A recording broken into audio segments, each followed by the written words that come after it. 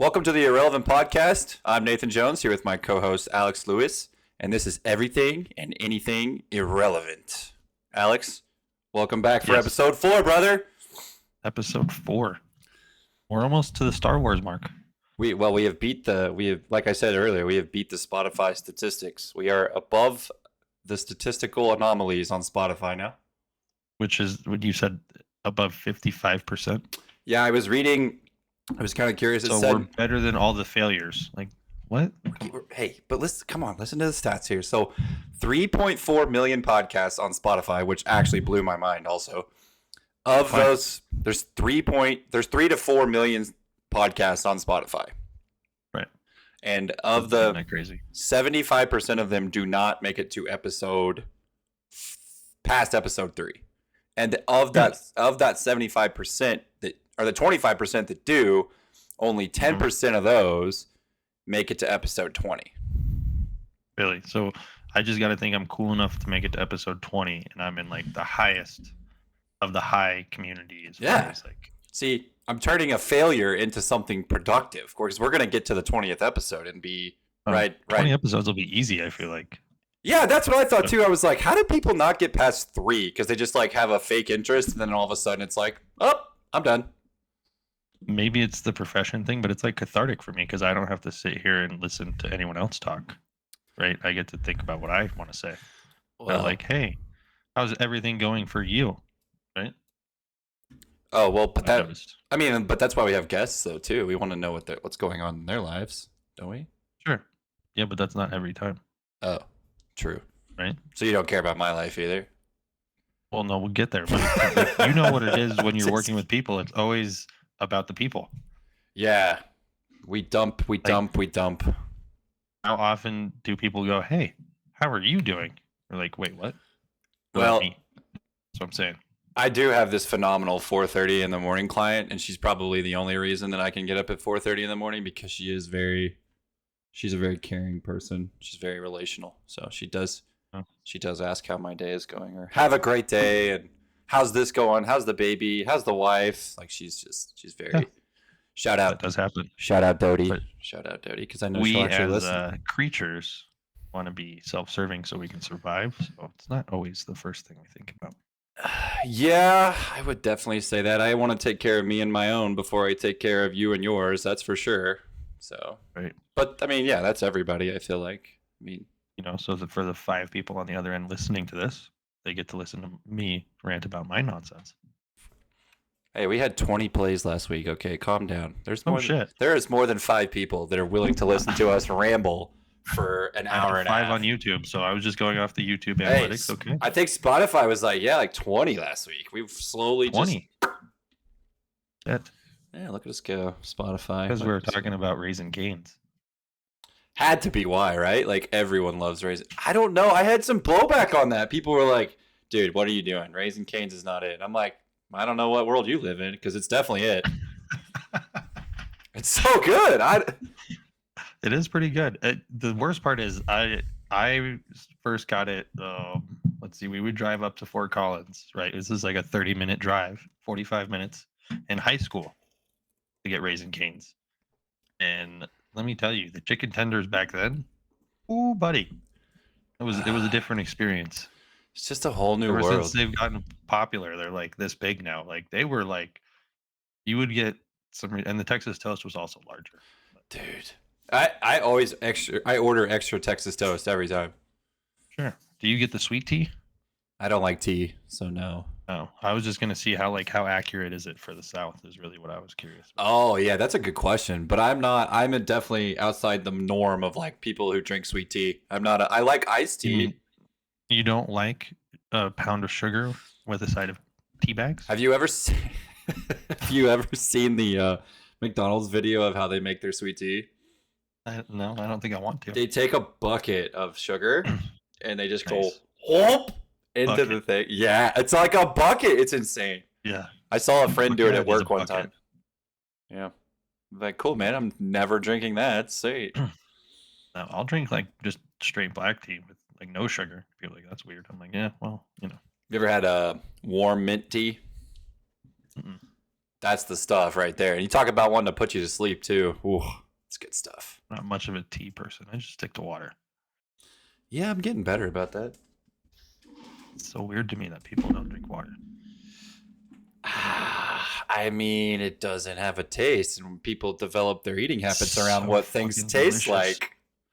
I don't. I'm fortunate. I live in a place where we don't get any shit water. All Yeah. of our water comes directly from the mountains, and it's just rainwater that they purify. And fuck me, is it delicious? Yeah. Like, Well, I mean, a lot of people around here though have wells. Like we have well water, so I mean, I hear that's pretty good. people will absolutely argue with you left and right that the water quality is way different if you're a well, if you drink water out of the well, or if you drink water like from the tap and inside. I'm like, Right. I can't take take here. What's the best bottled water? There you go. That's a controversial take. It's controversial. Huh? Well, people flip out when I say what my favorite is. They're like, "That's terrible." What is it? You're Dasani. gonna say Arrowhead, aren't you? No. Dasani's not bad. At least you didn't say Arrowhead. I've never even had is Arrowhead. I just don't think. shit in a bottle. Never even heard of It's that. mountain spring water, allegedly. I don't know. It's fucking awful, bro. Huh. No, everyone's always like, Fiji was always good when I was, Aquafina. buying the bottled water. Fiji was nice. What's the other crazy like weird shaped bottle? They have Body Armor now. Smart water. Smart water Was pretty good. Fiji. Yeah, Fiji was like that. Made that when I was feeling fancy and wanted bottled water, I'd buy the Fiji bottle. Yeah, like $5. Felt like you were drinking out of a what was it, like a waterfall in Hawaii or something? Or in Fiji. I'm just kidding. I know. I've Fiji, man. I've always wanted to go like to Hawaii or Fiji or something like that, somewhere tropical, like more than just like your average Florida trip. But I don't know that I would come back, bro. I would probably stay. Everyone says that about Hawaii. They're like, "Yep, didn't want to come back." I'm like, "Yeah, well, because it looks to be pretty nice." When I was in Mexico, I was gonna try to make it to the jungle gym in Tulum, and I have a feeling if I did, I may not have came back. What is that exactly? I don't understand, or I don't know what that is. These people created an outdoor gym on the beach. Ooh. Using like wood and concrete as the weights. I think I've seen videos of that. Rope as like their cable machines and stuff. I think I've seen videos of that. Pretty sweet. Huh. What would we do without our modern day machinery? We'd have to revert to that kind of stuff. You think people would work out if that was the case? Nope. I don't know, but I was just thinking about it. If I just pay off all my debt, I could just move down there and do whatever I want. Yeah. Or that cruise you sent me that one time that's like a year-long cruise. That was pretty sick. Right? That's pretty sick. $100,000 or whatever, but just travel the world. Yeah. Wow, I can't imagine. You're just literally a whole year on a cruise ship. It's crazy. You get off every couple of days and check something out. That'd be cool, right? Yeah, for sure. Are you a cruise kind of guy? Have you been? Never been on a cruise. I'm not very well traveled. I've only been on one. I was like 16, and it was the greatest thing in my life, I felt like, when I was 16. I could see that. Seems like it'd be a good time. I enjoyed it. Very much so. Well, let's share some wins, Nathan. Got any wins for the week? I would say, well, I've been on this, like, let's get my macros correct recently kick. Because I'm tired of weighing 230 plus pounds, 238. Tired of the baby weight. Yeah, I just look fluffy. I look like a marshmallow, and I just want to look a little better so I can feel a little better. It has nothing to do with like performance, obviously. It's just like, I'd like to look a little better, tighten it up a little bit, perform better too. That's the crazy thing. Correct. So like that's the thing. Is like I felt like my energy levels have been really good the last couple days. It's only been like 3 days, obviously, but like. Just a 3-day fix to get things dialed in. Already feeling better, feeling like I have more energy, feeling like my lifts are going well. I feel like I'm sleeping better. That's the biggest one. Nice. Yeah. So sleep's important. I've been really working on that, getting ready for this competition thing. Yeah, I have. The phone, the biggest sleep change I ever made was like making sure my phone goes on do not disturb at like 9 o'clock. And like no one, my phone won't go off, it won't ring, it won't do nothing.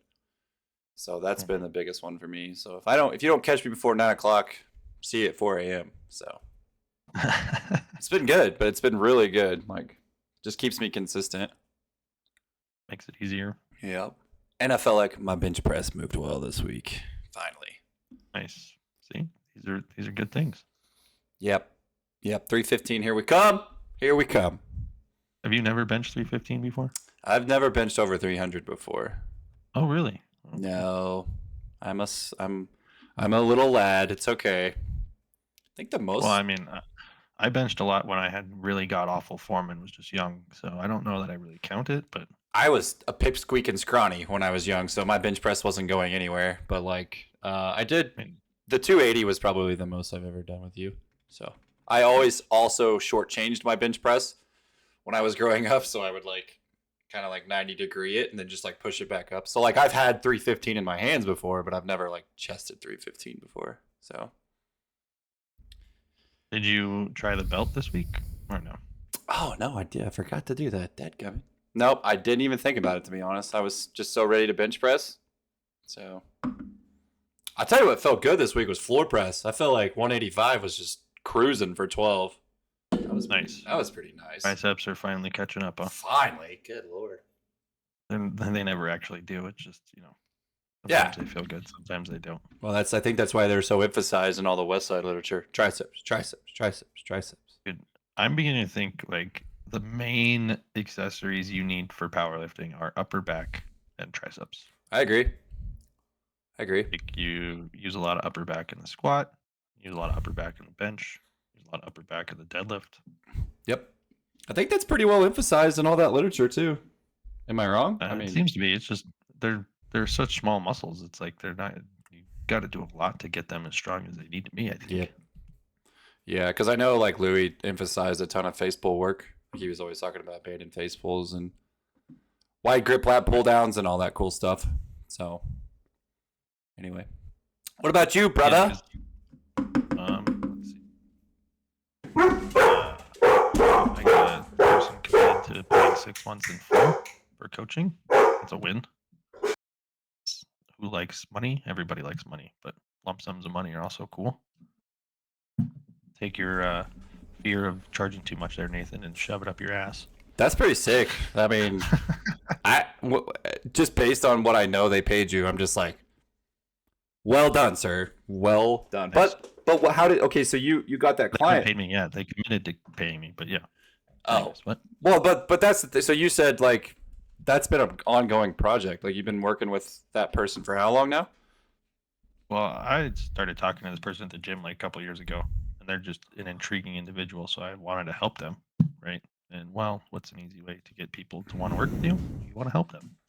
So I gave him like free coaching, some free sessions. I just turned in, and he was like, I didn't even think anything of it. He's like, oh, actually, what can I do to sign up? I was like, oh, check. Oh, here you go. I gave him like the little price menu thing that I showed you. Yeah. And I didn't even say anything. I just recommended one and then let him think about it.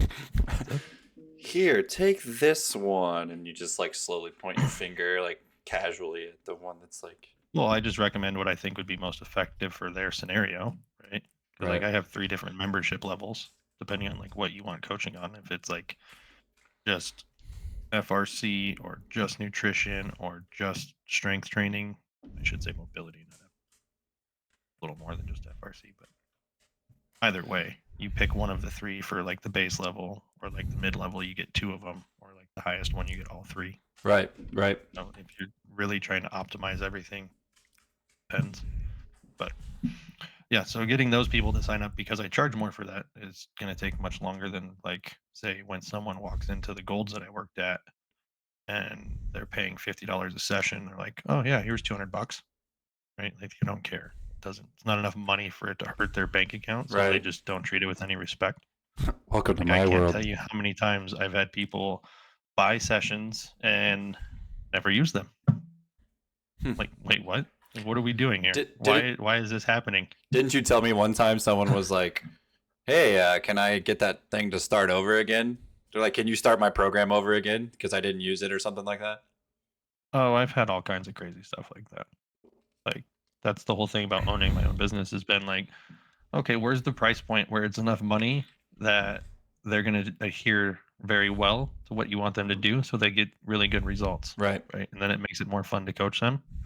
Well, I don't know that I've found the amount yet where I've found an amount where certain people will adhere, but it's also I've charged double that amount to other people, and they've just been like, whatever.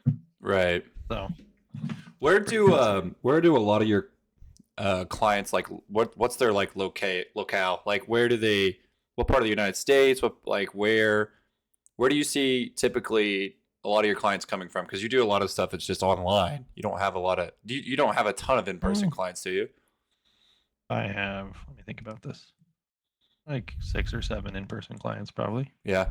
So do you have Yeah, how many do you work with remotely then? like 12 or 13.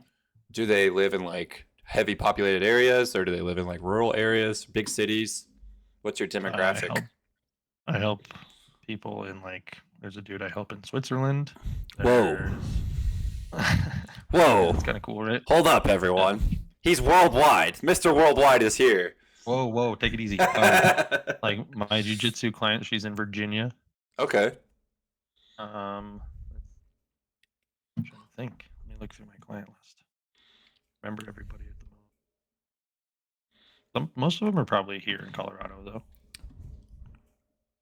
Kind of your area.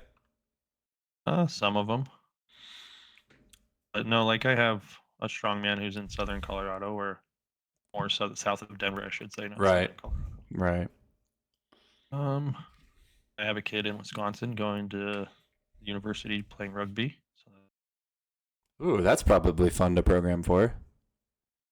yeah, I mean, he has so much stress that it'll be nice this summer when he's back to get him be able to like really push it. So Yeah. that'll be cool. Yep. Well, you're in Missouri, so there's that. Yep. No. I'm I don't count. Got got Kyle in Arizona, Wait, are you another strong coaching man. him He has now? a, Are you coaching Kyle now? I just write his programs.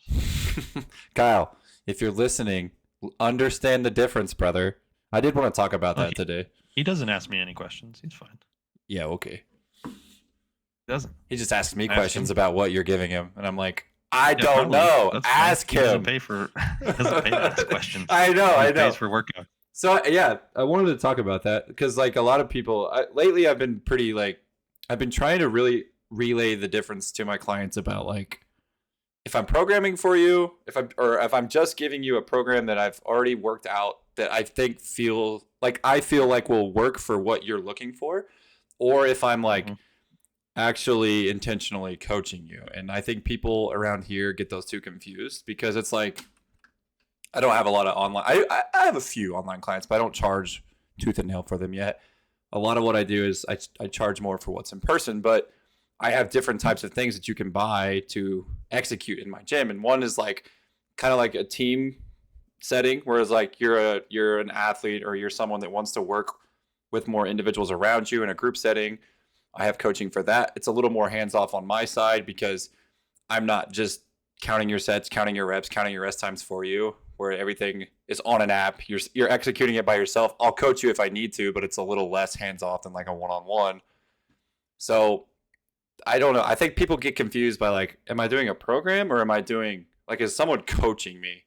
You know, Hmm. and like trying to get that message across is like there's more accountability on the side of the on the one-on-one thing. Like if I'm coaching you and I'm one-on-one with you and it's just me and you and I'm focused on you and I'm trying to work with you, there's more accountability, it's more personable than it is if I'm like, hey, I have this program that could meet your needs. I think it could work.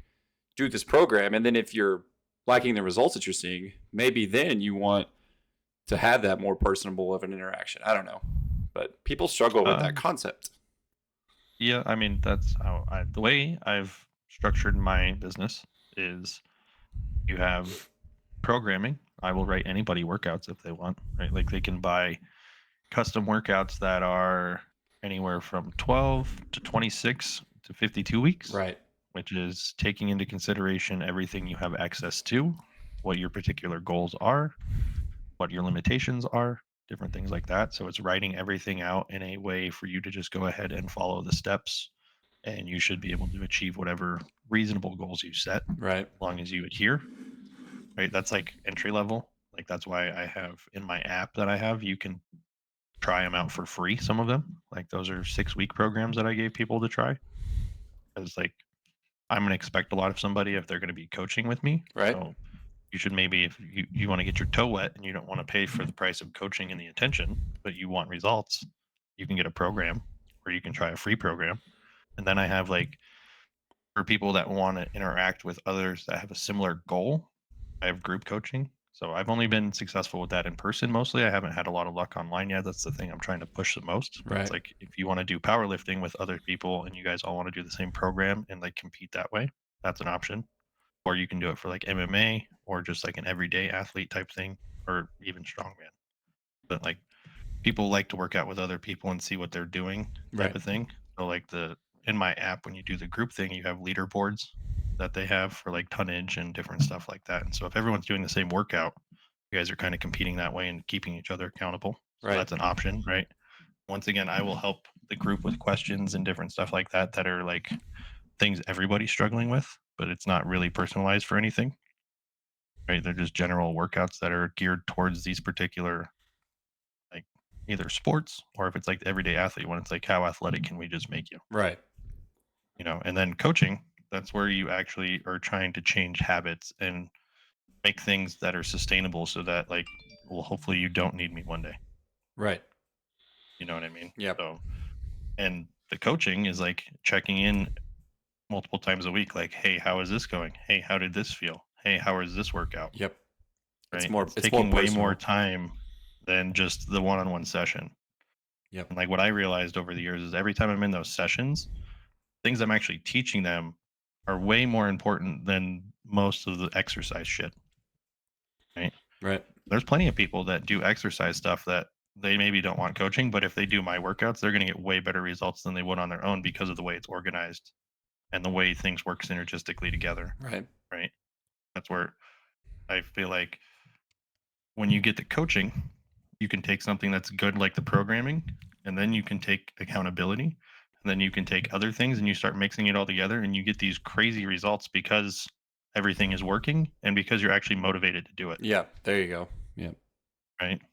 Whereas if you don't have a coach, you have to rely on self motivation in the sense like if you're lost and don't know what to do, well, it's just like throwing shit against the wall and Yep. hopefully something sticks. Yep. Where when you hire a coach, they have a plan for you to follow, right? Like what I try to do with every one of my clients is establish what a point B will look like, right? Whether that's being pain free, whether that's setting PRs, whether that's doing actual competitions, whatever that goal is, you paint that picture and then you reverse engineer from that picture to where you are and how you get there, right? And that's what I don't think most people understand, or they don't have the foresight to be like, oh, hey, if I stick to this plan, this will happen and the delayed gratification will pay off, Right. right? Like whatever's happening to you in this exact moment right now is a consequence or a reward from what you've been doing for the last 3 months, Yep. right? Right. So we're almost halfway through the year. And if your year started off shitty, well, I would look at what you were doing in January and be like, well, I don't need to be doing that anymore, Right. Right. you know? And Take most people just go in cycles. It's like a never ending cycle of the Yeah. same shit. Or they hop and they hop and they jump and they jump to the next thing or this thing or that thing. And they try to find something that's going to make them feel better instead of just like making actual change within their lifestyle. So, Well, I mean, that takes self reflection and being honest and yep. a bunch of hard shit that nobody wants to deal with. I've Right. had to Well, go that's through a why lot of that. using Yeah. the gym as a tool, right? Like, even if everything else seems shitty and you're still making progress in the gym, well, something in you is changing. Yep. Something in you mentally is having to get better to Yep. be able to do that, right? Like, that's Yep. where you can use that as like a compass. Yeah. I the accountability tool is so huge too. Is like knowing that someone's going to be there at the gym ready for you to coach you and train you. And it's like a lot of people tell me that too. They're like, "Well, I keep showing up because you keep showing up. So don't stop showing up." And I'm like, "Well, that's part of my job as a coach. It's like Right. I'm going to be here when you don't want to be here, so your brain goes, "Oh crap, I have to go train." Like I had a lady today that said like I was doing this stuff, like I was going to the YMCA, I felt better, everything was good, but like, my husband was pulling me over here to do this thing and I wanted to do these things. And it was just like not cohesive and like there's no structure. And Right. so she's like, the fact that I've stayed with you for over a year now is just because Number one, you show up at 4:30 every day, and every time my alarm goes off at 4 a.m., I think Nathan's there. He's waiting on me. I gotta go, which is great because that's a great habit to get into. Is like I'm gonna go do this because someone else is holding me accountable, and now you're just becoming accountable for yourself, whether or not someone is there or not. I think she would So come you even gotta, if I was the there. next part is transitioning into like, I'm doing this for me, not for Nathan. Right. But she is, and that was the thing too, is like the motivating factor was like wanted to lose a little weight, wanted to feel better, wanted to go on all these cool trail rides with her husband. Like they're gonna go to, I think they're coming out to Wyoming, and they're gonna do like an 8-day trail ride, which is like, and like she couldn't, she was struggling to want to do those things or could do those things physically, and now she's just like counting down the days, like ready to go get out there to go and experience that with her husband. So it's like she's now to a point where she's like, I'm just gonna keep doing this thing and see how good it can get. So, Right. and that's why she's just absolutely killing things in the gym. So, and she's It's 63. huge. She's 63. So like, I feel like if this lady can do it, there's a lot of people out there that need to shift their mindset to the same thing. But Yeah. I have a lady in her 60s. When I started with her, she couldn't even like bend over and pick something up without her back spasming. oh Let alone wow, go hike or do any of those things. jeez. Now she goes hiking. So Yeah, that's like we started with a goblet squat like a year ago. We were learning how to goblet and squat. I had to start with this. This was so long ago. I started with doing foam rolling with her. Wow, just unbreakable, like touch her and she breaks type of thing. Oh yeah, it was Gosh. bad. But hey, look at her now. That's awesome.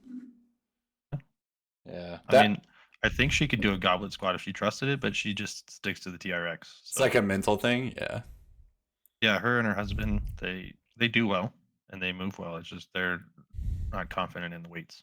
So that's we use fair. kettlebells and TRX stuff, but the squatting I just limit to the TRX because they're afraid of the knee pain and stuff like that. Love the TRX for squats, like starting out, keeping stress off the joint. Love that.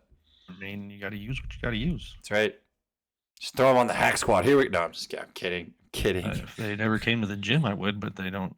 I go to their house. Well, that's cool. They have a full gym there, or just do you just take stuff with you?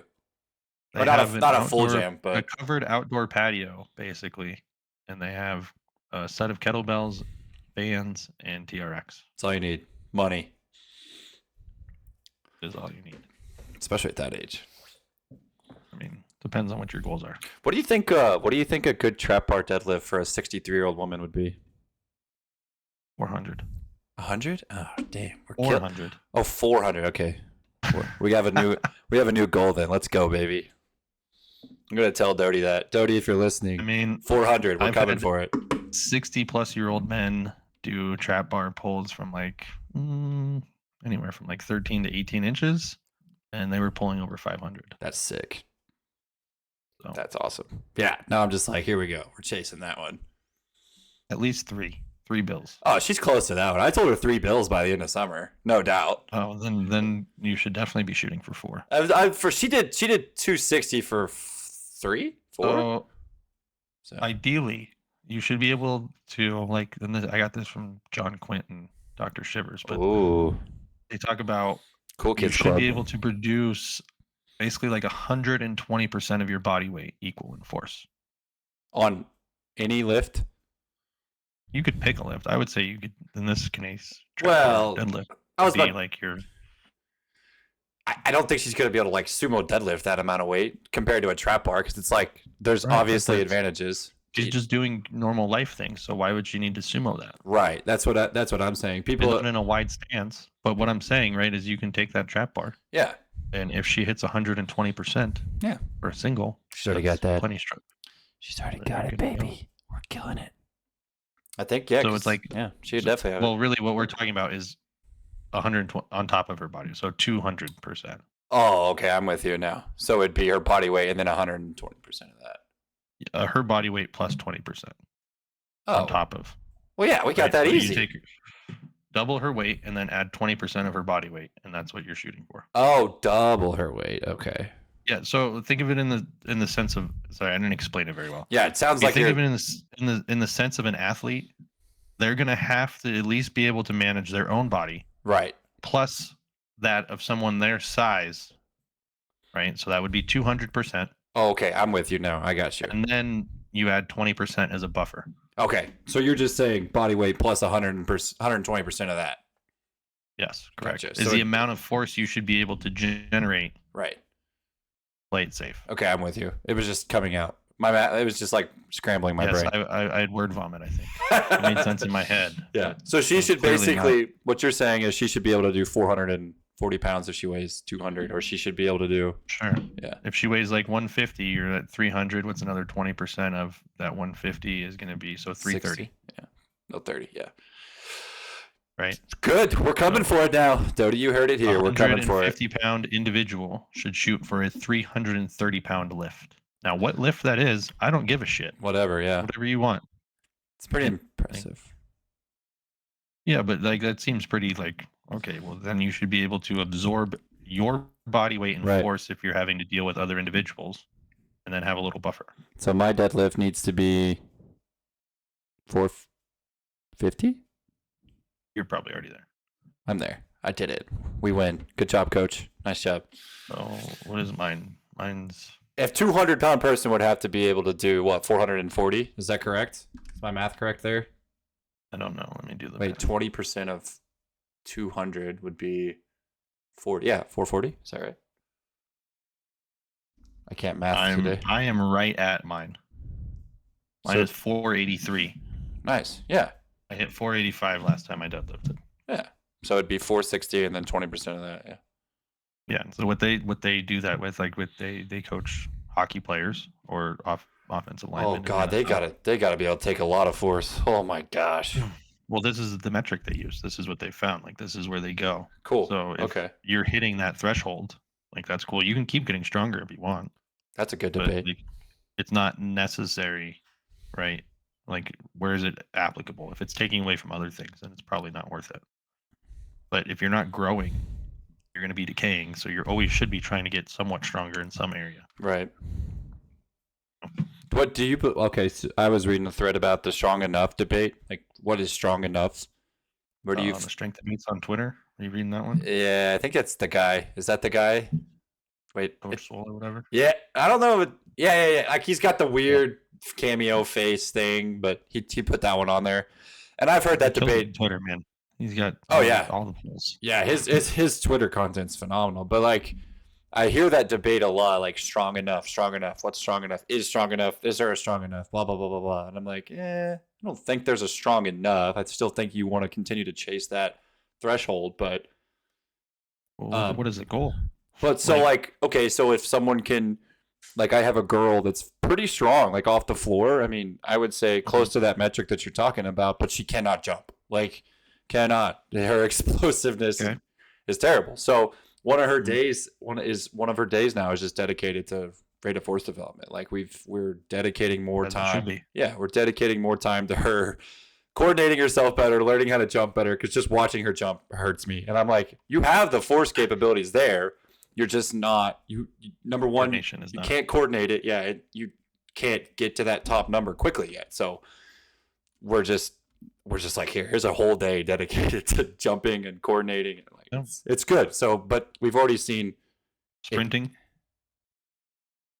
Not yet. That's next. Don't skip out on the sprinting. That's an easy one. No. That's coming because we just want to make sure that she's like ready to handle sprinting because she's not really like a runner. Like she doesn't run a lot, so we're trying to get her joints prepped for that. But I make my nephew start his workouts with sprints and jumps. I am definitely this summer going to incorporate more sprinting into what I do with my athletes. I want to see getting faster. I mean, it's my shitty hand timing, but probably like a 40-yard dash. I think a lot of people get scared of doing sprints because at some point in some of the literature that they've read, if they follow the path that we've read and some of the things we read is like the speed barrier thing where people panic about like getting to that level of speed where you can't get any faster. And it's like, who the fuck's going to get to that level?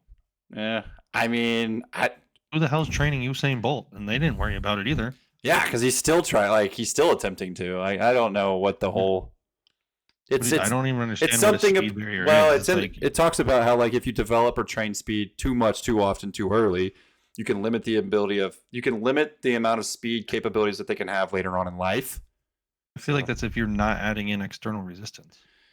Yeah, I think a lot of Right? people. Like that's where the ceiling comes from is you're not having to produce more force. Well, Adam and I talk about this a lot. We're like, well, how do you ever produce max velocity then? Because sprinting is the true max velocity. If we're talking about like force velocity curve, you're not going to replicate any other exercise that's going to produce the maximal amount of velocity that you can produce unless you sprint or maximum speed. Right. So you have to do So it. it's maximal explosive strength. Correct. What you're talking about. And it's more than even ballistic. Like people are like, well, I can just do ballistic things. And I'm like, no, this is more intensive than even ballistic work. So yeah, but how many people know how to sprint?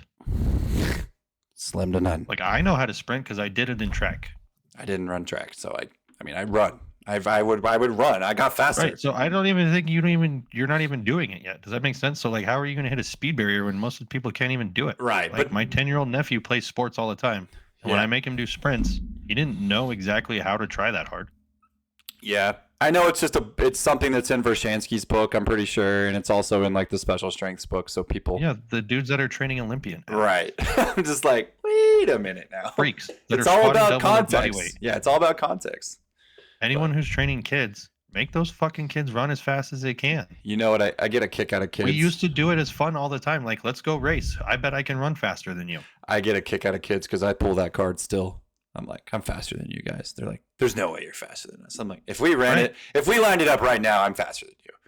They're like, no way, you can't beat me. I'm like, my 230-pound ass will outrun you right here, right now. And they're like, there's no way you're faster than us. And I'm like, I put more force into the ground than you little sea biscuits. Okay, I will destroy you. And they're like, but I'm a little scared I'll tear a hamstring. So I'm like, I'm good. I'm not gonna. Because it was funny. I was at a baseball tryout for like one of the local teams, and like these little kids were running their mouth, and I'm like, yeah, I'm gonna smoke you little 12-year-olds because that's good for my ego. But I took off running with like no warm up, and of course I like tweaked an adductor and like hamstring went flying. I'm like, sweet, this is cool. I was hurting for like 5 days afterwards. When I'm done with the competition, I'll put sprints in my workouts. I have that run rocket thing. I can do them from 30 yards. I think sprints can be done in so many different ways too. So it's not like I don't think sprints are really good. What's that? Those sprints are really good. Yeah. Well, I mean, the books talk about that too. All the literature talks about like how good hill sprints are for you. It's less impact. So yep. And think about it. It's teaching you how to reach up with your leg. Yeah. What you need to do, right? Like you need to drive into hip flexion as hard as you can. Bring the knee up. And drive down. I've got the perfect little hill out here by my gym. We're going to wear that puppy out this summer, probably. Sorry about you guys. If you didn't know, you know now. Like, I timed a girl yesterday that was like, she was like a 3-second 10-yard. And I'm like, whoa, we got to get you faster. Like, we have to get you moving faster. So you have to try to move faster while I'm trying to make you like stronger. A flying 10 that you were doing? No, it was just a straight start. So her flying 10 would probably be. Oh, God. The flying 10 is the last 10 yards of like where you run up to it, right? Right. I think, well, some people, yeah. But you get a running start, essentially. It's like your best 10 yards or whatever it is. It's like in a car, a rolling drag race. Yeah. Like you're not starting from zero. I don't think hers no starting strength involved. Hers would still struggle. Hers would still struggle. She barely. I'm so pumped about this girl, though, because she's so excited and she's super positive. She's got a great mentality already, and like she's so excited. But her jumps, she couldn't standing box jump a 24-inch box, and she's going to be a sophomore in high school. And I'm like, I mean, I don't know. The only girls that could jump when I was in high school were the volleyball girls. Her sister, who's her twin, jumped on a 36. So holy shit. Yeah. So it's like standing. Yeah, I got girls that can jump on a 40. I've had multiple girls that need to get some soft boxes, dude. These wood ones are terrifying. Oh, dude, yeah, that's one of the best investments you can make, because you hear parents all the time. They're like, "You got my kids box jumping?" I'm like, "Yeah, come look at these boxes. Like, way better than what you were scraping your shins on back in the day." So, well, and like they stack on top of each other. I got the multi boxes at the gym that you can have someone hold. Have you ever held the Rep Fitness ones? Their 24-inch box weighs like 85 pounds. Really? Yeah. So it's not going anywhere, which is cool. Because that's part of the fear with mine is like they're a little wobbly, so you have to have a good spotter. But it's like, dude, they're so big though. How can they be wobbly? They're not real heavy. Not firm enough. Nah, they're not real heavy. No, these aren't. The Titan ones aren't. But Titan skimps on Dude, everything. So the 3-sided Rogue foam ones. those are I've good.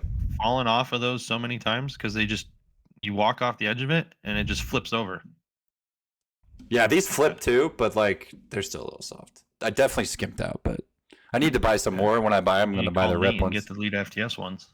No, I'm buying the rep FTS ones. Rep. Bet they're shit compared to the Elite They FTS are ones, not. bro. I have jumped on them. They are They are. phenomenal. I will say this: Elite FTS makes all their money selling products, and most of their products are better than everyone else. Yeah, that's true. They're just always $150 more expensive. Yeah, because you're fucking supporting the fact that Dave I gives you free know. knowledge. I Where I started know. learning lifting, motherfucking I Elite FTS, know. dude. Like, come on. I know Don't be what a I'm twat. paying for. I know what. Okay, I didn't buy the Rogue deadlift jack because I didn't want to spend $100 more on the shipping. I just bought the Titan one. I was like, same thing. Screw it.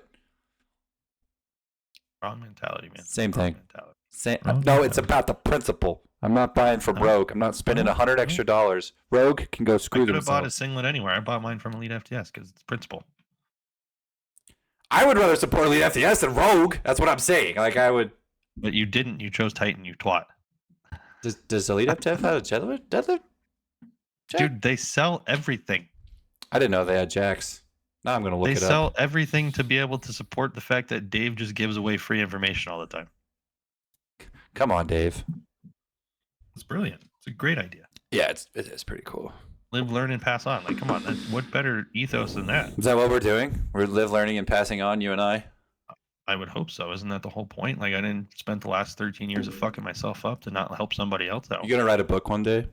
That would Probably be not. epic. Maybe. Who knows? I write a blog more than you would have told me a year ago you're gonna write a blog. I'd tell you to fuck off. I think that's Now I actually have been two of one- them. that's one of the best things I've ever invested in is just writing my freaking thoughts out. Like just get them out there. Yeah. Thanks, Ray. If you ever listen to this, appreciate it. Yeah. Good advice. That's who, dude. We need to get Ray. Does he do podcasts? Yeah, he did Khalil. I think he went on with Khalil. Oh, all right. Ray, I'll Ray, talk if to you're out there, brother. Anyone listening to this talks to Ray Zingler. All right, I'm sending him a message right now. It's go time. I'm sending him one right now so I don't forget. Mr. Zingler, sir. Anybody else listening, if you want to be a guest on the podcast, we'll take applications. I've got 3 people ready to go, brother. Really? Yep. I was just thinking today I need to reach out to Bird and set up a time next month. I got Adam Jeanette wants to come on. He just got a sweet gig up in Cleveland, dude. I can't wait to hear him talk about that. Cleveland. I'm not envious of the area, but that's cool. Well, he's got some things cooking though for like baseball development. I'm excited for him. He got a heck of a It's good pretty job. freaky. Jeanette, dude is a freak. Yeah. He is the Hip most. surgery, and he's out there just dominating those deadlifts. That's dude. He did And the jumps. Have you talked to him about Deadlifts and that? jumps.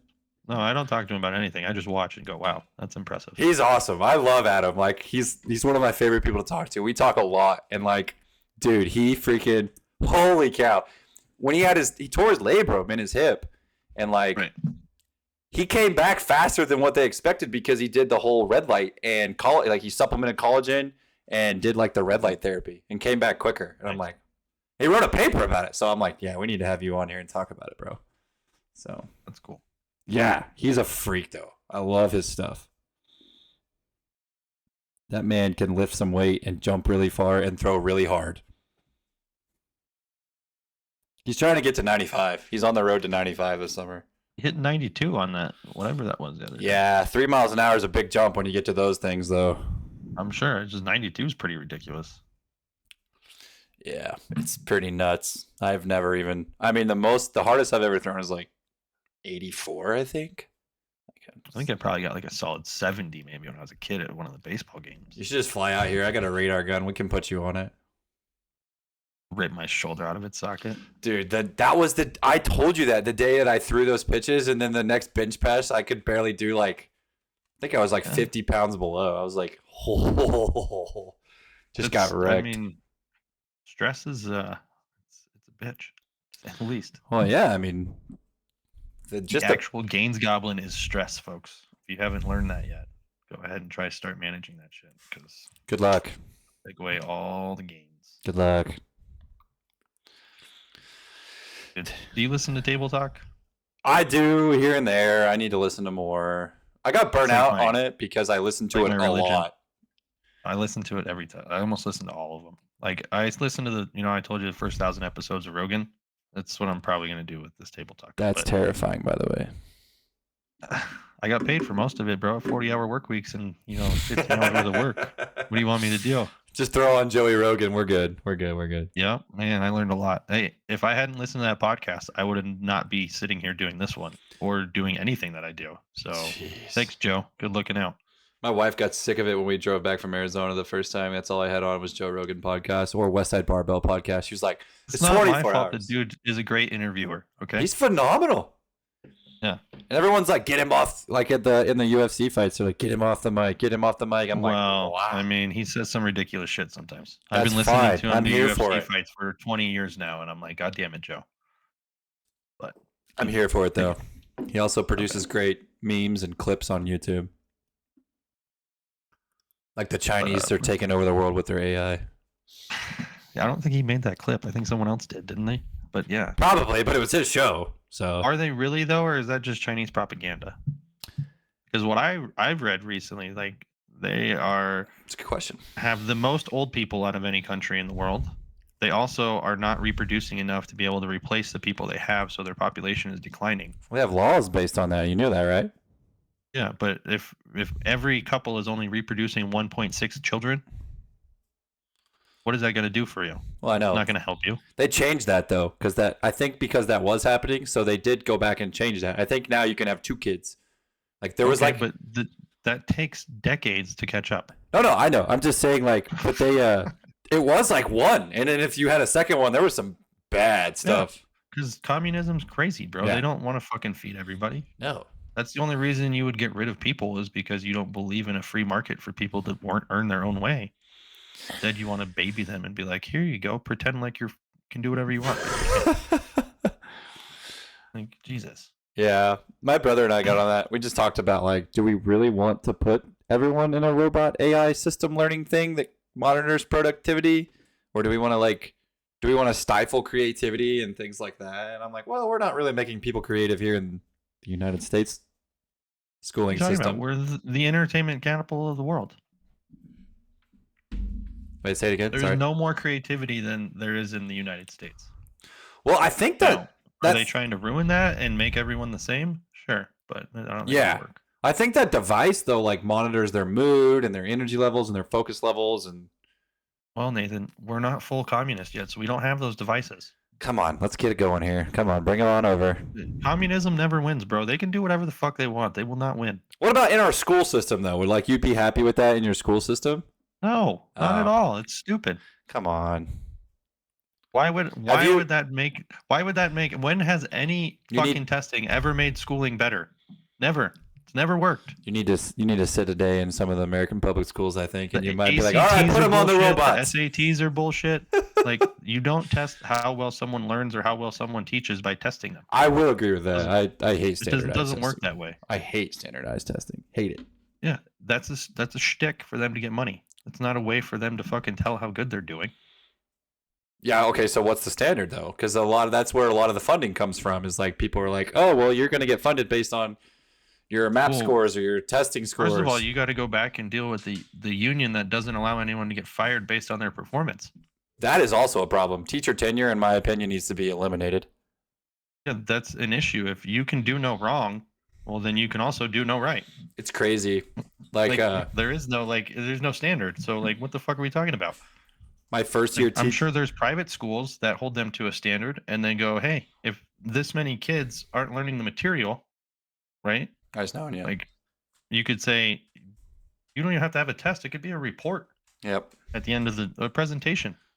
Yep. There's several ways to communicate what you've learned. Oh yeah, no, I'm not saying that. And honestly, if you wanted the kids to really learn it, having them teach it to each other or to you or somebody would probably be the most effective way to do that. Correct. I did that a lot in my history classes. A lot. We did a lot of projects or self-taught things, or like, you teach this, you teach that, things like that.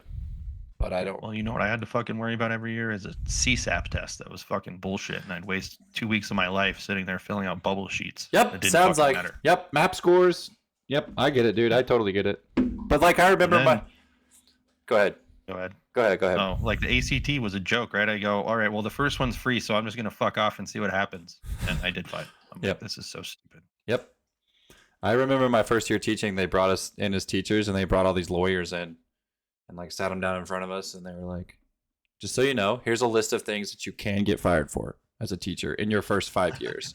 And they like showed you a list, and like basically it was like if you breathe wrong, they can fire you, right? But then they showed you like if you can make it to year 5 and acquire teacher tenure, and like they showed you the hoops that people had to jump through to actually like get you fired after you became like tenured in a school. It's significantly harder. Yeah, crazy. And I'm like, this is dumb. Like, why does it make sense that, I mean, yeah, sure, you got 5 more years of experience than the person behind you, but that doesn't mean that you're going to be even any more of a more qualified teacher than the better teacher that's coming out of college that maybe has more enthusiasm and excitement than you do after 5 years. Like, keeping enthusiasm and excitement for teachers in the world that we live in now is something we're losing. Like, we're losing the excitement to be a teacher anymore, or the desire, the want to be a teacher anymore. We got to figure out ways to Because they made it shit. well, the pay sucks. The conditions suck. COVID made everything way worse. Well, if it was performance based, I'm sure the pay would be immaculate. For teachers? Absolutely. God, thank you. I've been saying that for a long time. A long time. In what industry that is based on performance do the highest performers not earn the most? And right. The only problem with that is like everyone is afraid that if they went to some kind of performance-based standard, then it would only be based upon test scores. That's it. I just told you, make them give fucking presentations. Yeah, I agree. But we don't run the education system. The state does, and we don't have any control over that crap. Well, you elect the officials in, so we do. Good one. Good one, buddy. Good one. Good one. Hey, man, we've got to believe in it until... Hey, fun fact. Tell us the truth. Fun fact. In Missouri's constitution, we are required by our constitutional governing bylaws, we have to allocate 25% of our state's budget to education. We're required. You'd think you guys would be smarter. You would think. Actually, Missouri is one of the better places to teach. I will say that. Is it? The retirement system is phenomenal. Okay, that's about it. Never mind. I think any teaching gig, if you stick it out long enough, is probably pretty decent. Yeah. You can make 6 figures being a teacher here. 6 figure, really? Moving to Denver. Moving to Denver. Yeah, you're gonna have like your master's plus 40 or 60 or whatever the fuck it is to get you in that last bracket. That's what my wife's gonna be working towards soon. She's gonna start working on her master's because you get like a $5,000 pay bump as soon as you get it. So, like, we got to start doing this, honey, while it'll actually like pay for itself, not before like, oh crap, now we're. No, man, it's really hard for me to buy into continuing education. I agree with that too, but it's hard to not continue to increase your step ladders and be maxed out. Well, yeah, if you've already gone in the game, it's really hard to get out of the game. Yeah, because I feel like she'll be a teacher forever. I don't see her changing, but who knows? I got 7 years of that crap, and I was like, I'm out. I am out. I'll teach people in my own way. I don't want a classroom. Yeah, I mean, we teach every day, right? Yeah, it's a similar idea. Well, sometimes. We're undoing all the shit that the school system fucked up. Oh. Between like everyone's hips not working because they fucking sit all the time, to people not knowing how to exercise because they never took PE class, to like mentally having to understand how to struggle and push through things because life's not easy and it's never going to be, and there's no one here to save you, so you better figure it out. Here's one of those things. Here's one for you. The state of Missouri only requires 1 PE credit hour to graduate, right? Fucking terrible. That is awful. That is absolutely atrocious. We offer so many different variety of options for like all these other core subjects, and we don't offer enough variety to encourage kids to continue to keep doing things within their physical education. And do you know how many people I see so wrong that are not fucking proficient in anything physical? Absolutely, because there's no standard. It's so disgusting. We have no standards. You literally had ancestors who fought and clawed their way to be able to survive so you could be here at this very moment, and it's too fucking hard to try to move. Did you see the video? Like, what? I think it got put in the coaches chat where the guy, his baby was like rolling towards the road or whatever in the stroller, and he fell And he fell. and he couldn't Yeah. get up to save the Yeah. child. It's like, Pathetic. wow, bro, you have an Pathetic. issue, and it's called mediocrity. Like, I would give that kid up for adoption after that if I was that person. I was terrified. I watched that video like horrifically And sitting you're there supposed going, to have a response where you like get a kick into superhero mode when shit like that Yeah. happens. Not, I just fell over and couldn't get up. I was Yeah. like, how can this person not get up? What is going on? all the stories of like all the grandmas lifting cars and stuff, and it's like that should be your response, man. Like, no, Dude, I can't get up. that video, I couldn't believe that. I'm a bowling That's ball. insane. I think that was part of the reason where I was like, I need to lose a few pounds, because if that was me on that video, oh Dude, boy. No, I'm an athlete, dude. Crazy. I'm an athlete. Do people realize it's something like 1 in a trillion chance that you're even alive? Yeah, it's incredible how lucky we are to even exist. Let's think about that again. 1 in 1 trillion. It was you. I can't even fucking comprehend how big a trillion is. Yeah. Like 1,000,000 is 6 zeros. 1 billion is 9 zeros, right? That make a trillion 12 zeros? Correct. That's 12 zeros. a trillion is 10 100 billions.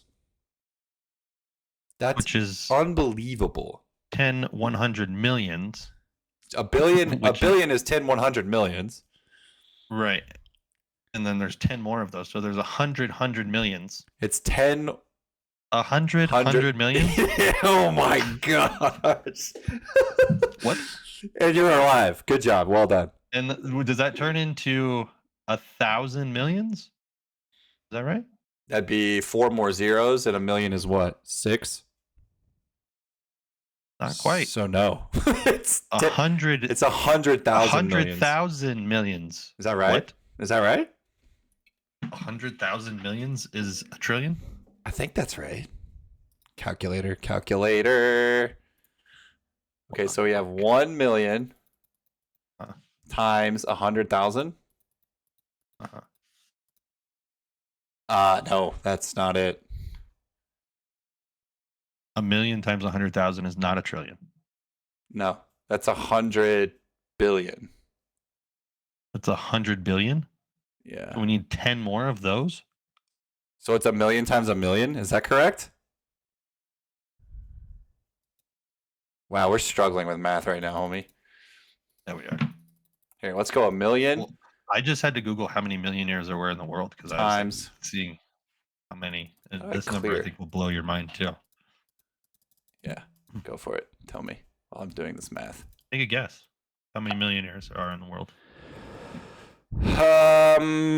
Millionaires? I don't think it's as low as we think it is. I think it's, Fuck no.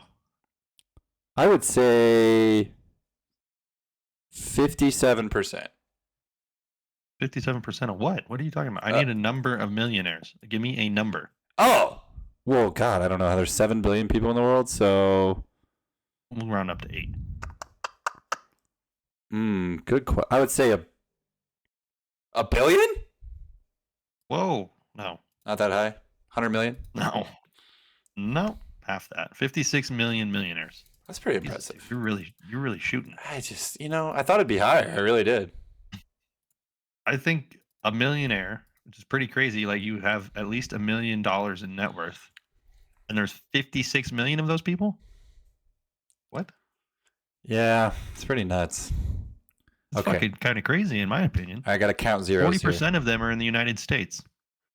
Tens, hundreds, thousands, 10,000s, So, 100,000. Let's think about this. Million. If you say you had $1 million, you made 8% a year on that $1 million. Is that $80,000? Is that right? Say that again. Sorry, I wasn't listening.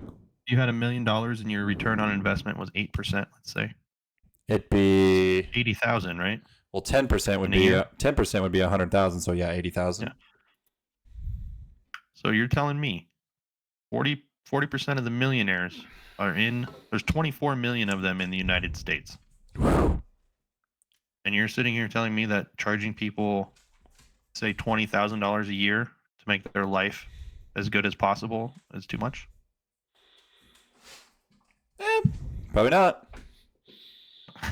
But you have to also have to remember that the median level income around where I'm at is not I'm that. not talking about where you're at. I'm just talking in general. Yeah. It's not about you. This is about me. I'm talking about people in general. You're taking a They talk shot. about health being expensive, right? So if It's you not were a though. millionaire Yeah. and you devoted 25% of your, say, earnings that you made on just your investment, because most millionaires are not earning $1 million. They have $1 million somewhere and it's Right. making them money, right? Right. So if that $80,000, you take 25% of that and it makes your life insurmountably better. Like, how is that too much money? I don't get it. Like, shouldn't you be spending like 75% of your income on your health? Well, I mean, I do think there is a percentage. I don't know what percentage that should be, but I don't think people see it that way. They don't see training as a life necessity. We were talking, a friend of mine and I we're talking about this yesterday. If some kind of market collapse happened today and you had bills and expenses and things like that, no one ever is going to see training as something that they're not going to cut out of their budget first. It's always a Well, if you last, have the right clients, they do. no shot. Oh, you could. I'm telling you, it exists. I have clients that would not cut out training. Well, I mean, I would say I have clients that literally did not let the pandemic stop them. a large majority of people is what I'm saying. They're gonna like Yeah. if you have to decide, oh, I have to buy groceries or I have to pay my gym membership. But those people are also okay with living average lives. Yeah, and they're not doing anything to actually like increase the amount of income that they have. I'm not debating that. How many people are you trying to train to be average? I'm not Right. So there you go. Right? You're already picking from a different crowd. trying to find those people that are not so average in my area is difficult. Well, that's why you have to expand to finding them online and reaching out to other places. I agree, which is going well because I'm trying to. Well, I've had a few. Like all you have to do is start offering people some free coaching that are across the country doing something else, right? Like when you get on social media and you have a platform, you now have an infinite amount. Yeah. almost, right? Like someone will see this in 6 years and maybe we'll get rich off of it. Who the fuck knows? Like speaking of that Table Talk podcast, listen to Jordan Syatt. That guy is, I had kind of knew who he was because he was Gary Vaynerchuk's personal trainer at one point. Mm-hmm. But this dude deadlifted 4 times his body weight at 132. Oh my Impressive. god! He went and trained with Louis as well. But At 132? Yeah, 132. He 4 times his body weight, 530. But there's a dude Wow. from Colorado that I learned about yesterday, Lamar Gant. You got to look this guy up, right? 123 powerlifter. Guess how much he pulled? 6 bills. 661. Wow. 661 at 123. Dude. And has scoliosis like nobody's business. Visible scoliosis. Wow. That is unbelievably impressive. That's phenomenal.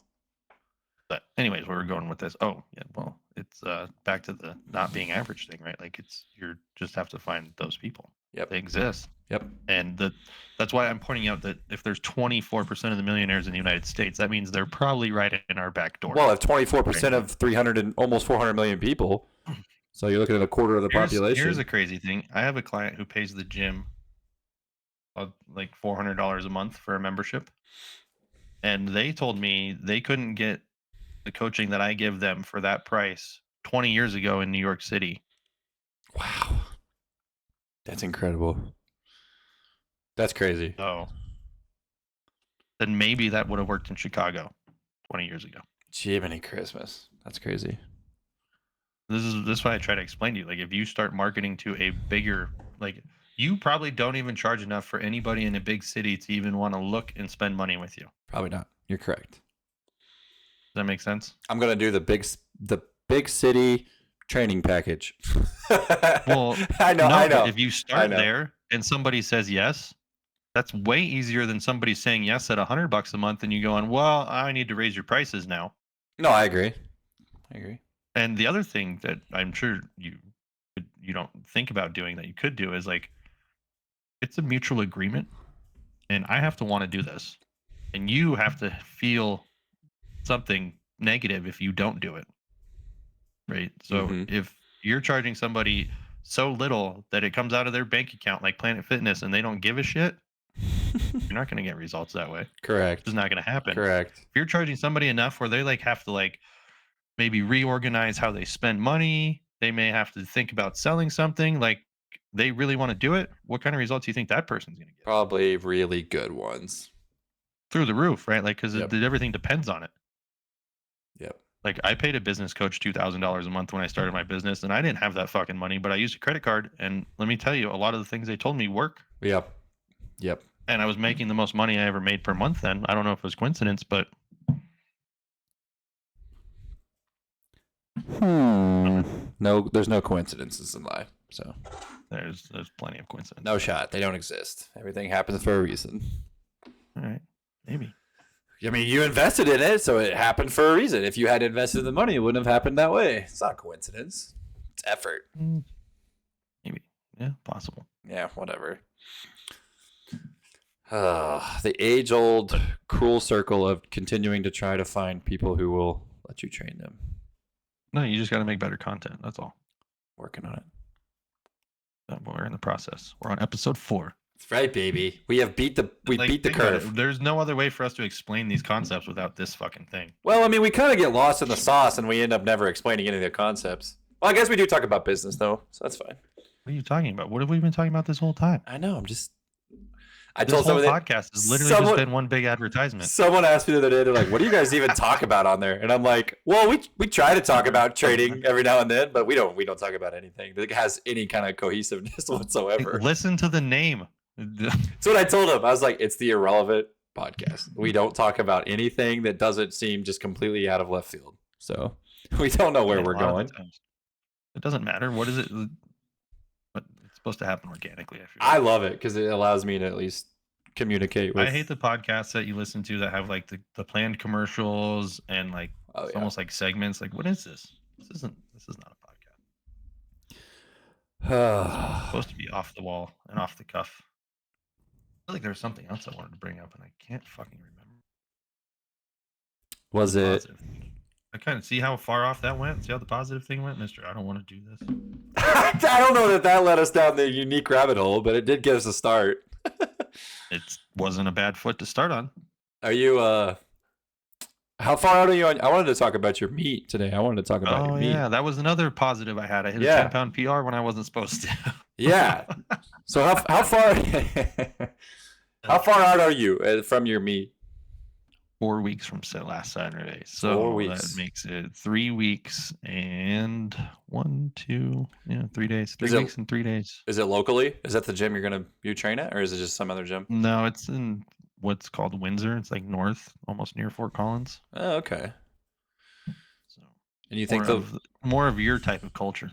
Hey, yeah, baby, I'd feel comfortable more of the there. Agricultural folk. Yeah, I'm gonna go up there. How do you think? I like it there. How many people are gonna compete? You think? 50 people. 50 people.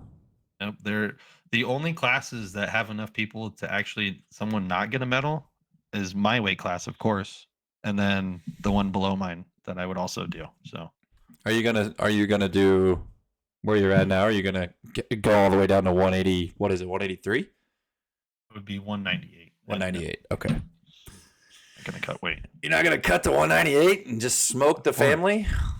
I don't know if I would. You don't think so? I don't know. How do you think you're gonna do? I think I'll hit PRs. You're just trying to get the experience the first time? 7 for 9 or 8 for 9. Yeah. You're gonna see all white lights. I mean, maybe. I don't know. How did you feel in the squat? The little singlet. How did it feel? Fucking knee sleeves. I didn't squat in a singlet yet, but those knee sleeves, holy shit. They just bounce you up, huh? Between those and the wrist wraps, it made squatting fun. Like when I did 420 without the knee sleeves or the wrist wraps, it didn't feel all that great. No. This kind of sucks. Yeah. And then I put the knee sleeves on and those wrist wraps, and I tried 430, and I was like, this feels pretty nice. Yeah. And I crushed the depth, so. What do you think? What do you think you're going to shoot for on meep day? On squats? Yeah, what's your squat total you're looking? Well, that's the one I don't want to fuck up, right? I think that's the hardest one out of all 3 of them. Well, okay. And it's the first one you do. That's what I was going to say. So for like people who have no idea what a powerlifting competition looks like, how does it work? Like, what do you do? It's a room full of nerds in singlets, right? And what we do is we do 3 squats, 3 benches, and 3 deadlifts. Okay. And if you don't make your squats, you don't get to go on to the rest of the competition. Make as in you have to get 2 out of 3, correct? You have to get 2 out of 3 lights, yes. So that's like they give you commands. They tell you when to unrack, I think, or maybe they just tell you when to squat. I think it's just they tell you when to squat. And rack on the Yeah. squat. Then on bench, it's unrack, pause, and so they'll tell you when to press, and then rack. Then deadlift is just pull and Pray. drop, basically. You can't actually drop it, though. You have to hold on to it as it falls. Yeah, which is stupid, but it's kind of silly. It's completely stupid. The lift is over. There's nothing left. Nothing is happening. You pull the weight. Good job. Every time I pull a deadlift, I never gently caress it to the floor. I let it fall. You don't have to gently. You just have to keep your hands on it. Yeah, I'm not doing that either. I'm not doing that. Lift's over. Well, done. If you ever do a meet, you're done. Like, I you're don't not gonna, care. You're going to miss a white I light. probably won't do a meet, but I said that too, and look, here I am. I have been looking at some, if there's anything close, but it's powerlifting is much different than just squat, bench, and deadlift. All that gear is fucking crazy. What org are you doing it through? WRPF. WRPF. Okay. I feel like there's a 1,000 different ones out there. Yeah, in this area, that's the only one worth it, in my opinion. Okay, gotcha. You have the USPA, which is a bunch of pedophiles, apparently. It would appear to be. Dude, those guidelines that they came out with are just ridiculous. Like, what? USAPL is a bunch of self-righteous people that I don't know. I haven't liked any of the meets I've gone to for USAPL. Yeah. So WRPF it was. So if for those of you who don't know, Alex is not going to do a geared lift either. He's going to do raw, which we both seem allegedly raw, yeah. Yeah, like it should be called limited equipment. Yeah. We both disagree on the naming of the events and why, or the naming of the style, but like it should definitely, in my opinion, not be raw. But I mean, if you look at where it came from, right, where you could only do it in the suit once upon a time, right? I can see how, from that perspective, it would be like, yeah, this is raw, right? Because you're not in a suit. Correct. But I've never used any of this fucking equipment, so going from the other end and being like, oh, holy shit, this really works. Like, those ins or knee sleeves, fucking crazy.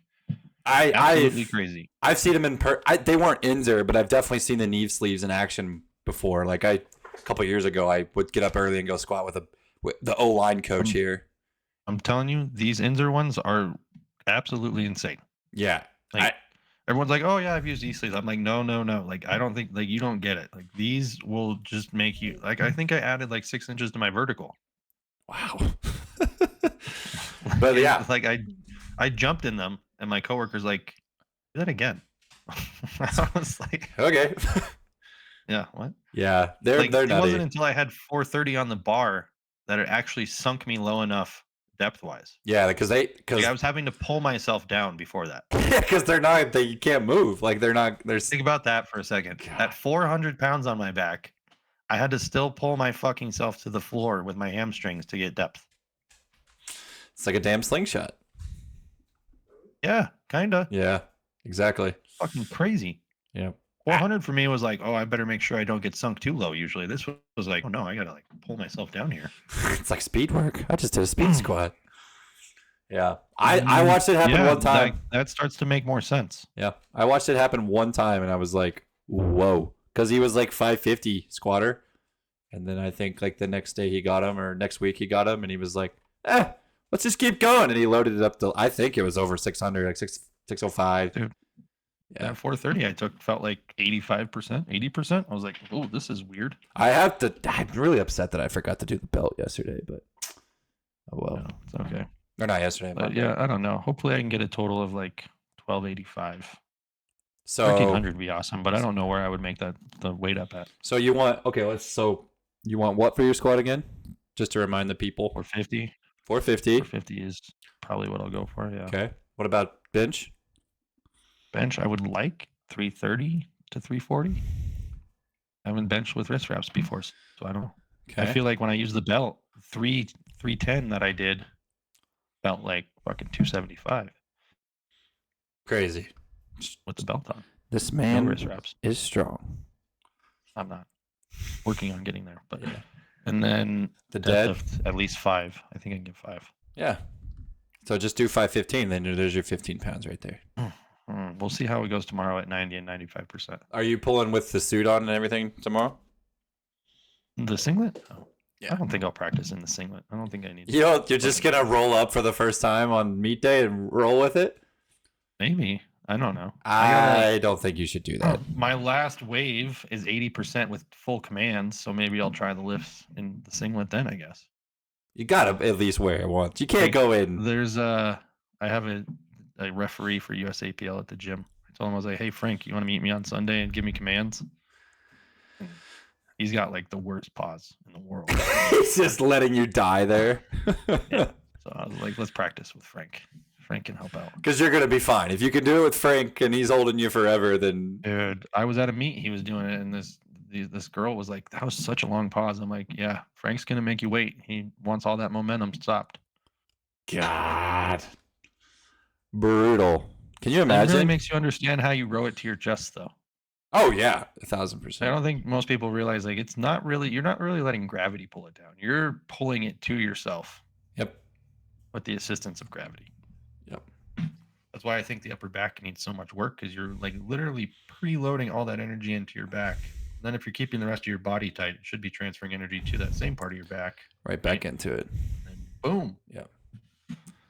I'm still I only working know on this because like the times that I get it good on the bench press, it doesn't feel like anything. I'm like, this is fucking crazy. I felt that way. Like I said, I felt really good 255 the other day. Like if you watch the video, I feel like the bar was moving really well, but I didn't feel it on 260, so I don't know where I missed. But still did 5 reps. The legs are huge. Yeah. I was having this discussion yesterday. I was like, well, it's not leg drive. I'm like, well, you don't have to call it leg drive, but getting your tension through your legs for a bench press is a huge thing that you need to do. Yeah. It's very uncomfortable for me to get my legs like that, but I'm working on it. You need more external rotation. On my hips? Probably. Hips feel good. I feel like a hips can get there. I feel like it's my like T-spine that struggles a little bit. Oh. Yeah, I have enough extension there that like I feel like I'm doing a floor press. Yeah. I don't even really feel it in my chest. I do feel it in a floor press better because I think the setup's better for what I have. But like when I'm on the bench, I don't feel the same way. So no, I just noticed it in the video. Like my arms don't get very deep. I'm like, oh, I got some good extension there. Yeah. Well, that makes sense. Yeah, that makes sense. And I don't use my lumbar in extension, so it's like the belt locks the lower part of the spine up, and then the upper part, the thoracic part, because I do all those fucking Pales rails, I can just move that independently. That's something I think I would definitely struggle with to try to get, if I put the belt on, to try to get my thoracic to move independently, but might not. Do you not do the Pales and rails for it? I do. I just feel like that is a very lacking area that I have. So it's getting better. It's way better than it was, dude. Like I couldn't even like doing a T-spine car the first time. I was like, cool. My T-spine's not moving. It's dead. No, we're good. You mean you can make the joints work better? No way. That's not a thing. You gotta beat the shit out of them. Yeah, just keep wrecking them externally until they literally go into joint dysfunction. Sure, why not? I'm amazed at how good I feel. I don't even feel like I'm prepping for anything. That's awesome. That's huge. Everybody's like, oh, it's supposed to suck, blah, blah, blah. I'm like, I feel great. Like, I get excited for every workout. I don't feel like shit after them. I felt good after Monday. I felt good Monday. Felt good yesterday. Feel good today. I'm gonna squat today. So. Well, I get 2 extra rest days on what you do. Oh, so you're like 1, 2, 2 off, and then like 1, 2 off. 1 on, 2 off. Oh yeah. How do you not feel great? That's phenomenal. It's because I feel good with just the 1 day based on what you give me. So I can't imagine if I went 2 in a row. Yeah, most people can't handle the sporadic days of lifting. I will say this: I have to do it the way you have it. Yeah. Well, I don't care to do the sporadic thing. It's whatever. But I'm gonna probably. You're not trying to optimize your recovery. You just want to get some lifts in. Who, me? Yeah. If you wanted to optimize recovery, you take the 2 days in between. That's the only reason I do it, is because I know I get better recovery. Oh, I'm saying you could do that for me though, and it wouldn't like affect me. I'm not one of those people that has to have You're about to have a family. What are you talking about? You have to have weekends open. Don't have to have weekends open. What? Oh, really? When you have a kid that plays sports, you're not gonna have fucking. My kid is not gonna play sports for another 3 years, brother.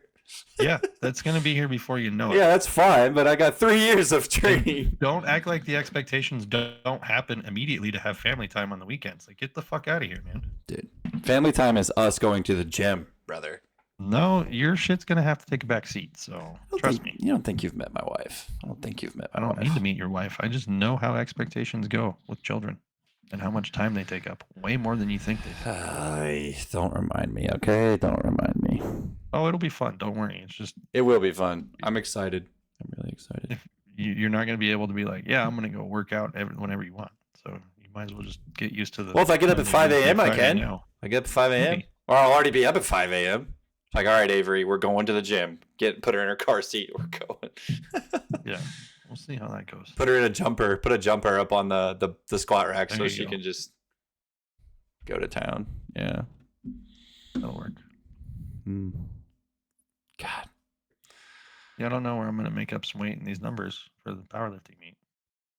Make them up. Well, I want to do more than what I think I can do. So do it. Okay. Just do it.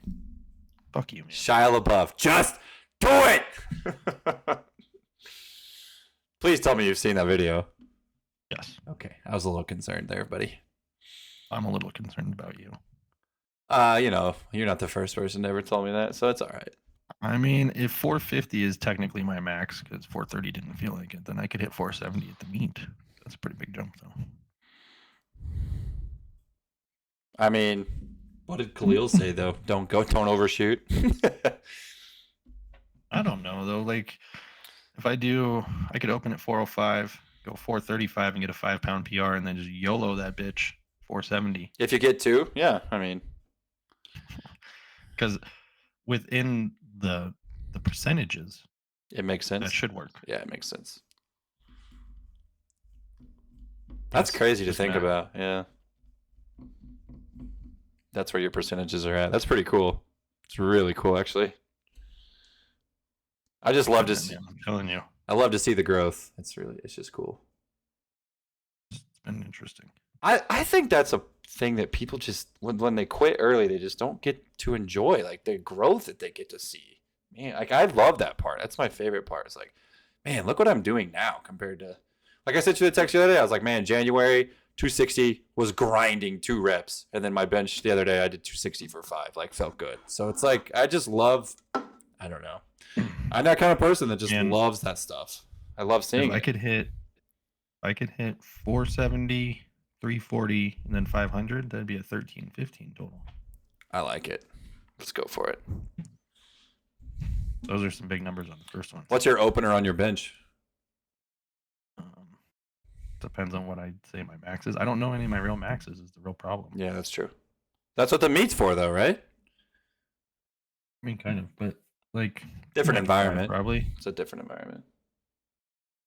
Like I hit 295 without wrist wraps pretty easily. Gosh, I hope that's my next number. You're probably already there, dude. Well, I mean, I did 280. More mental than anything. I did 280 last time, so I think 15 pounds since I've done that last is pretty realistic, right? I don't remember when I did it last. It was probably December. So yes, I need to figure out on meet day. Like if I go 405 to 435. At 30 pounds, does it feel that heavy? I would say yes. Well, I don't know though, because again, I've never done the wrist wrap or the sleeves. I did it in practice, right? I went 405 to 430. How did it feel? Oh, fine. But how is 430 going to feel to 470? What does it matter? It's only another 30 pounds. It shouldn't be that bad. What I'm saying is like that 30-pound jump, you know what that's going to feel like. You know what I mean? Yeah. Well, it's different though when you go from 430 to 470. It's different. Different about it. It's heavier. I went from 420 to 430 and it felt lighter, and I moved it better than I did the 420. Yeah, I just think that. Well, there's a lot of factors. I think there's just a lot of factors. Have you done squats with wrist wraps? I'm gonna do it today. I'm gonna try it today. Yeah, try it. You tell me how the weight feels on your back with those wrist wraps on. You really think it makes that big a difference? Dude, it's fucking crazy. I'm telling you. So there's this thing called Sheridan's law of irradiation, right? Correct. And the way it explains itself is that if a muscle is contracting, it will recruit nearby muscle fibers to help with that contraction. Correct. The co-contraction already exists. It means that co-contraction gets even stronger. So there's no fucking way adding all this extra gear on the outside of your body to make those co-contractions stronger are not transferring to you being able to move more weight easier. Right. Like from a physics standpoint, that's just not even possible. Right. Like the tighter you get, the more energy you transfer because it's not being created or destroyed, it's just being moved. Right.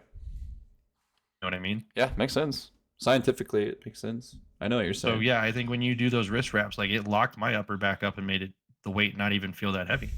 All right, we're gonna give it a go today. 315 AMRAP set. See what we get. I think you'll be shocked.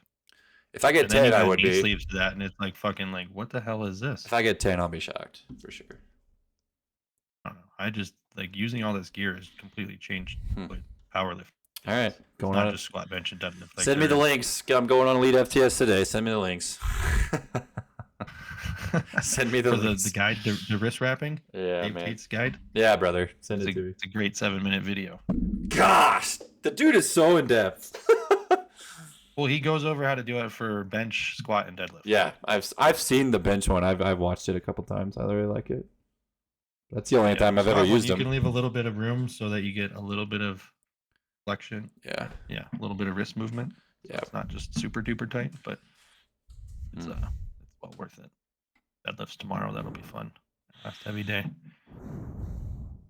Ready to go. I got to do 80% stuff. Heat work for the last workout, 6 days before the meet. Huh, that's kind of cool. That will not be my last workout, but that'll be my last barbell workout. And then it's go time. Well, and then I'm going to do some IRM stuff and see how much I can load up the muscles with glycogen and not go over on weight, hopefully. Yeah. Just shove the nutrients in there. Hopefully. Yeah, I like it. Sounds like you got a plan, buddy. Well, I mean, I've done this a time or two. Not myself. Not at all. Terrible coach. Don't hire him, everyone.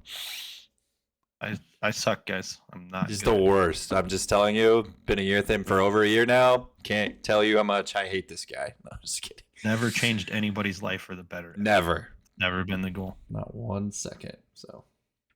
What else should we talk about? Is there anything else we need to go over? Well, I have to go over to the gym because I'm getting close. okay. School time is getting out, and I have to go train the kids. So. All right. Well, that was a solid hour and 40 minutes or so. Yeah, man. Is there anything else you want to shout out, wrap up, shameless plug? Don't forget to like, follow, and subscribe. Tick those little to boxes. My Instagram, Twitter, Substack. What else is there? YouTube. What Yeah. else we got? I have a free app you can download in the App Store and the Google Play Store. It's Algool Performance. Just download that app. It's got free workouts. They're okay. I wholeheartedly believe that they're better workouts than most of the ones people pay for. Yeah. So They're okay. just trying to fuck up the whole game by giving them away for free. So Yeah. they're 6 weeks long, but you can go through them in an order where it lasts you 6 whole months, year. and you can just repeat it. Or the whole half a year. Yeah. Yeah. Well, you just repeat it. Add weight. For free, everyone. For absolutely free. Go download the app. Also, you can make your own workouts on there. I found that out recently. Yeah. It's pretty cool. I don't advise you making don't your own forget to workouts. Like, follow, and subscribe to Nathan as well. He's got YouTube. Oh, you don't have a YouTube, do you? I do, right there. All those He's got links. a YouTube. He's got a Twitter. He's got all those an links. Instagram. My Check out the Twitter links. is there is no owl in the Twitter. It's just Google Performance because you can't have too many Unbelievable. fucking letters. Unbelievable. I thought at Google Performance was kind of a cool play on words. I like it. Yeah, we'll link Allegedly, we can upload this shit into Twitter somehow. I've been trying to figure that out. I did don't not know if that. it's a Twitter Blue thing or something, but I heard little birdie told me, Okay. or I saw that you can upload podcasts, or you're going to be able to upload podcasts to Twitter. Oh. 450 million fucking users. Buddy. I'll check that out. I'll look into that. I will definitely put us there. If it's a Twitter Blue thing, I'll sign up for it right now and try it. But allegedly, it'll upload and play right in the fucking. Wow, that's a huge upgrade. I like that. I mean, we're trying like to get it. big here, man. We're going to be big. There was Absolutely. there's a restaurant called Good Times here that started in Boulder, and they had these radio commercials when I was a kid. And at the end, their slogan was, "We're going to be big." You know, we need a little bit of that. I believe. I believe. Yeah, I will link our socials in the description below. So if you want to just have an easy access link to click on to run to I our just remembered socials. something too. Back to Go the ahead. Jordan Syatt thing. The way he got to be Gary Vaynerchuk's trainer is an article he wrote like 8 years before that. That's where I was going with that. To loop back around. What's going to be us in 8 Somebody years? finds this in Someone's a decade. going to find it. Yep. Hey, let's look up those guys. They seem like, Right. yeah, cool. Hopefully, I'm still alive. Well, 8 years from now, I'm going to hope so. Yeah. I mean, it's very likely. I'm just saying anything is possible. It I is. do ride a fucking motorcycle, so that is my form of daily fun. You is, are like, trying not to lowering get your run over. percentages for sure. That is for sure. Almost got ran over the other day. Oh my An god. idiot didn't have a fucking driver's side mirror and tried to merge as I was passing Oh him. god. I just look over and just shake my head. Cool, buddy. Cool. And then he tries to pass me and haul ass in the next lane over, but then traffic in his lane stops completely. So he's dealt with having to see me again. And he like sticks the thumb up out the window, and I'm just like, I'm not even Get out of my face. Yeah, like, don't you're just a even. fucking idiot. Like, you already have to feel so fucking stupid. Like, Oh man. thanks for almost running me over. I appreciate that. Appreciate you, That's buddy. almost a daily occurrence on that. It's like playing Frogger. Oh my lord, yeah. My dad said the same thing. He was a motorcycle guy. He was like, you just have to pay attention big time. Yeah, they're not going to. I Yeah, can tell you that shit. they're not. They don't know you exist. So. And then people are like, "Why is it so loud?" I'm like, "So I don't get fucking run over." Yeah. So you know I'm coming. Like, Yep. yeah, you don't have to see me. You can hear me. Yep. Well, don't get that either, but you know. All right. Well, everyone, thanks for tuning in. Alex, thanks for coming back for episode 4. We will see you guys again next week on episode Next week, 5. episode 5. What episode 6? Do we have a guest? Is that the one? I'm hoping next week. You're hoping next week. I think You I can that get shit lined up. I think I can get Adam Well, I on there. guess actually it might be episode 7 has a guest. We might do 2 that week. Ooh, a double for the people. I like it. Well, they might not get him right away. Oh no, we're we just just going as soon as we boom make boom. him I give always a just shit. post them, baby. You get the content the day we record it. That fucking Jordan Syatt guy said he's been making 2 podcasts a day for like 6 years. Wow. I was like, what? Where do you have the time, guy? That's crazy. Where he talks about he was writing articles every day for years. And I'm like, he's like, you have to at least produce one thing of content a day. I agree with that now. I totally agree with that. So That's fair, I suppose. Yeah. I have All so right. many buckets to fill, though. keep See, man. filling them. Keep filling them, brother. Keep doing the good work. Filling the buckets. That's right, baby. All right. Hey, guys. Have a good day.